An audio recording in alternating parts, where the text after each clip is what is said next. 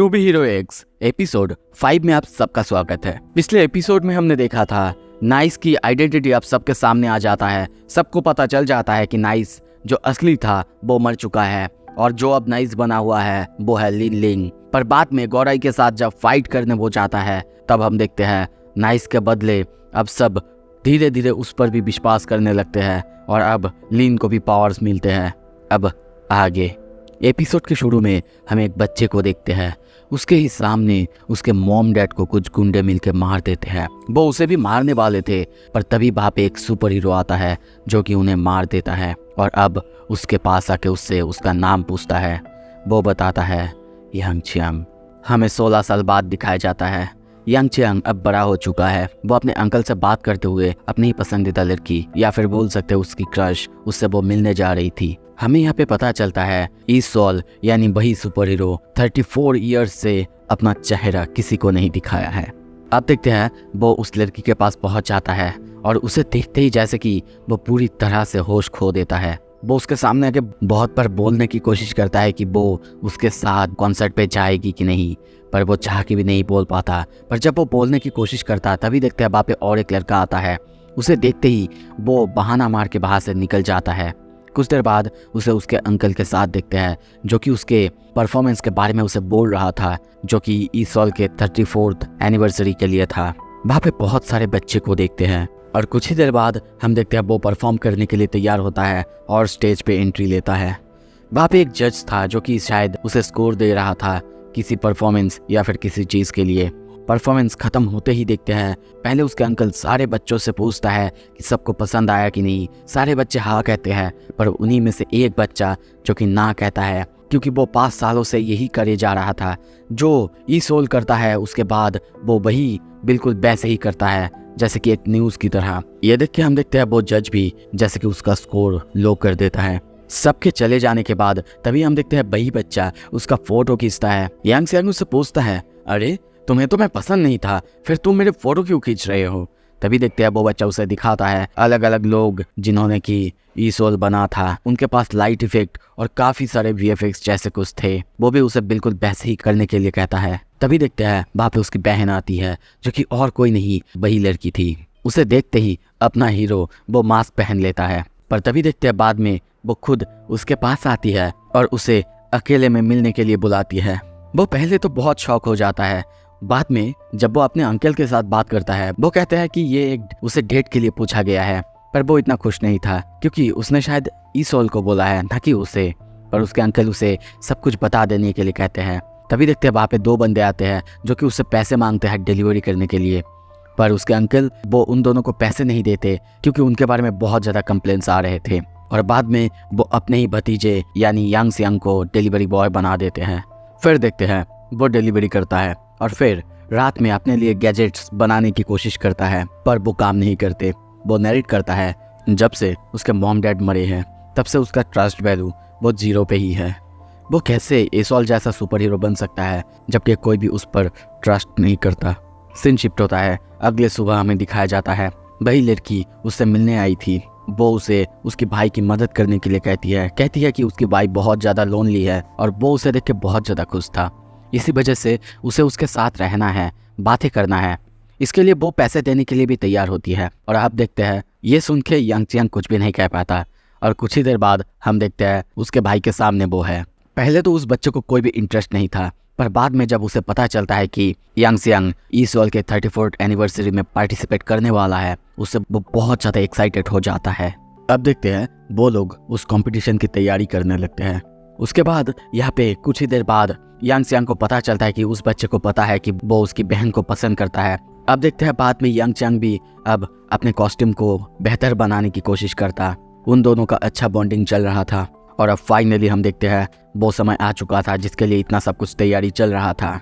वहाँ पे हम और भी बहुत सारे ई सॉल बने हुए लोगों को देखते हैं। एक एक करके हमें जजेस को दिखाया जाता है पर वहाँ पे एक जज जो कि यांग चियांग के ही स्कूल से उसका ही दोस्त था जिसे हमें एपिसोड के शुरू में ही दिखाया गया था। अब हम देखते हैं सब कुछ शुरू होता है। बाद में जब टॉप 3 आ चुका था हमारा यांग चियांग वो टॉप 3 में भी आ गया था पर उसके 0 ट्रस्ट वैल्यू के वजह से उसे ड्रॉप कर दिया जाता है। वो बहुत ज़्यादा दुखी होता है। दूसरी तरफ तभी देखते हैं ये देख के वो दोनों भी बहुत दुखी थे। अब एक एक करके सारे ईसोल्स बाहर आने लगते हैं जिनको कि शायद ड्रॉप किया गया है। वो भी बाहर आता है। जब उनको सामने देखता है वो उनसे बात करने जाता है, पर तभी वहाँ पे हम उसी बंदे को देखते हैं और उसे देख के दुखी होके वो भी सारे ईसोल्स के साथ आगे निकल जाता है। वो बच्चा उसे ढूंढने की कोशिश करता है पर इतने सब के बीच वो उसे देख नहीं पाता। सीन शिफ्ट होता है। दूसरी तरफ हम उन्हीं दो ड्राइवर्स को देखते हैं। उनका गाड़ी तभी बीच रोड में खराब हो जाता है। वो दोनों बहुत गुस्से में थे, पर तभी उनके पास एक फ़ोन आता है जिसमें कि कोई अननोन वॉइस, अननोन पर्सन किसी एक बंदे को डिलीवर करने के बारे में बोलता है। इसके बदले वो उन्हें इतना पैसा देगा कि उनकी पूरी ज़िंदगी उसे खर्च करने में ख़त्म हो जाएंगे। ये सुन के वो लोग बहुत ज़्यादा शॉक होते हैं। दूसरी तरफ हम तभी देखते हैं यांग चियांग वापस घर जा रहा था। तभी उसके सामने शियांग, आई एम सॉरी अगर मैं यहाँ पे नाम गलत ले रहा हूँ यार, बहुत कठिन नाम है इनका। वो आती है और वो उसे लकी सायन में जाने के लिए पूछती है और कहती है उसी लड़के के बारे में कि उसने उससे पूछा था जाने के लिए कि उसके पास कुछ एक्स्ट्रा सीट है। ये सुन के उसे बहुत बुरा लगता है और इसीलिए वो मना करता है कि उसे लकी सायन पसंद नहीं है और बहुत दुखी होकर घर वापस चला जाता है। बाद में देखते हैं वो एक जगह बैठा हुआ था। तभी वहाँ पे वही बच्चा आता है और उससे कहता है तो तुम वहाँ पे नहीं जाने वाले 34th एनिवर्सरी में जो कि कल ही होने वाला है। वो कहता है नहीं, इसका कोई फ़ायदा नहीं, मैं कभी उसके जैसा नहीं बन सकता। ये सुन के उस बच्चे को भी बुरा लगता है और इसी वजह से वो आगे जाने लगता है और कहता है ठीक है, अगर तुम ऐसा ही कहते हो तो मुझे लगता है कि तुम्हारी आइडेंटिटी वो सीक्रेट रखने की कोई ज़रूरत नहीं है। वो उसके पीछे पीछे जाता है, उसे मना करता है, पर तभी देखते हैं वही दोनों मिलके वहाँ पे पहले तो यांग चियांग को मारते हैं और उसे उठा के ले जाते हैं। तभी देखते यांग चियांग किसी तरीके से उठता है और साइकिल से उनका पीछा करने लगता है। वो बहुत दूर तक उनका पीछा करता है, बहुत ज़्यादा ट्रैफिक उससे बचते हुए, पर बाद में तभी देखते हैं एक जगह आके वो गिर जाता है जिस वजह से वो लोग अब बहुत सामने तक चले आते हैं। पर तभी वो ऊपर से उनके ऊपर साइकिल लेके जंप करता है जिसके वजह से गाड़ी के साथ साथ वो भी बहुत दूर जाके गिरता है। दूसरी तरफ 34th एनिवर्सरी में अब असली ईसोल उसे बुलाया जाता है स्टेज पर। दूसरी तरफ यांग चियांग उस बच्चे को बचाने की कोशिश कर रहा था। वो उसे निकाल के भागने लगता पर तभी पीछे से उसके सर पे वो लोग पार करते हैं। उसका बहुत ज़्यादा खून निकल आता है। दूसरी तरफ ईसोल अब स्टेज पे आके स्पीच देना चालू करता है। दूसरी तरफ वो दोनों मिलके उसे बहुत ज़्यादा पीट रहे थे, बहुत मार रहे थे। वो बच्चा ये देखता है और ईसोल अपने मास्क के बारे में कहता है कि वो अब तक क्यों इस मास्क को नहीं उतारा, क्योंकि ये एक बीकन ऑफ होप है। अब देखते हैं वो दोनों मिलके यांग चियांग को बहुत मारते हैं और उसे मारने के बाद उस बच्चे को लेने जा ही रहे थे। तभी देखते यांग चियांग अपने दोनों हाथों से उन दोनों को पकड़ता है और जोरदार इलेक्ट्रिक शॉक देता है। वो बच्चा ये देखने लगता है, पर कुछ देर बाद फिर से वो दोनों उसे खतरनाक तरीके से मारते हैं। अब बाकी लोग भी ये देख रहे थे, पुलिस को बुलाने की कोशिश करते। दूसरी तरफ तभी वो उसे पूरी तरह से ख़त्म करता। तभी देखते हैं वो बच्चा अपना ट्रस्ट उसके ऊपर ट्रांसफ़र करता है जिसके वजह से 0 से उसका ट्रस्ट वैल्यू 1 तक पहुंच जाता है। फाइनली उसे अब पावर्स मिल चुके थे। वो उठ के उन दोनों से अब हैंड टू हैंड फाइट करने लगता है। वो बच्चा जिसको कि सब बुली करते थे ऑर्फन होने की वजह से, अब इस तरफ फाइनली उसे पावर मिल चुका था बुराई के खिलाफ खड़ा होने की। और अब देखते हैं वो लोग उसे जितने भी मारने आते उसके बदले वो उन्हें ज़्यादा मारता।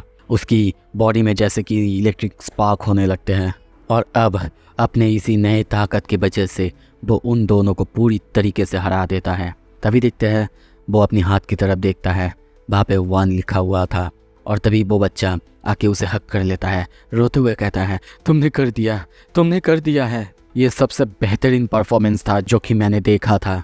कुछ देर बाद हम उन्हें पुलिस वैन में देखते हैं। यांग चियांग की हालत बहुत ख़राब था। तभी वहाँ पे उसकी बहन चांग चियांग आती है।